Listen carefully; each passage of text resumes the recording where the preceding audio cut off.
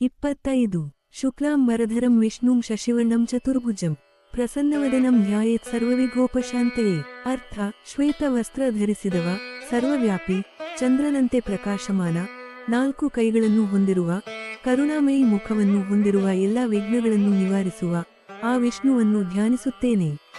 26 ಶಾಂತಾಕಾರಂ ಭುಜಂಗಶಯನಂ ಪದ್ಮನಾಭಂ ಸುರೇಶಂ ವಿಶ್ವಾಧಾರಂ ಗಗನಸದೃಶಂ ಮೇಘವರ್ಣಂ ಶುಭಾಂಗಂ ಲಕ್ಷ್ಮೀಕಾಂತಂ ಕಮಲನಯನಂ ಯೋಗಿಹೃದಯಾನಗಮ್ಯಂ ವಂದೇ ವಿಷ್ಣುಂ ಭವಭಯಹರಂ ಸರ್ವಲೋಕೈಕನಾಥಂ. ಅರ್ಥ: ಶಾಂತ ಸ್ವರೂಪಿ, ಆದಿಶೇಷನ ಮೇಲೆ ಮಲಗಿರುವ, ನಾಭಿಯಲ್ಲಿ ಕಮಲವುಳ್ಳ, ದೇವತೆಗಳಿಗೆ ಒಡೆಯ, ವಿಶ್ವಕ್ಕೆ ಆಧಾರವಾಗಿರುವ ಆಕಾಶದಂತೆ ವ್ಯಾಪಿಸಿದ, ಮೋಡದಂತೆ ಶ್ಯಾಮವರ್ಣನು, ಶುಭಕರವಾದ ದೇಹವುಳ್ಳವನು, ಲಕ್ಷ್ಮಿಯ ಪತಿಯು, ಕಮಲದಂತೆ ಕಣ್ಣು ಉಳ್ಳವನು, ಯೋಗಿಗಳ ಹೃದಯದಲ್ಲಿ ಧ್ಯಾನದ ಮೂಲಕ ಗೋಚರವಾಗುವವನು, ಸಂಸಾರದ ಭಯವನ್ನು ಹೋಗಲಾಡಿಸುವವನು, ಸರ್ವಲೋಕಗಳಿಗೂ ಏಕೈಕ ಪ್ರಭುವೂ ಆದ ಮಹಾವಿಷ್ಣುವನ್ನು ವಂದಿಸುತ್ತೇನೆ. ಆ ವಿಷ್ಣುವಿಗೆ ಧ್ಯಾನಿಸುತ್ತೇನೆ.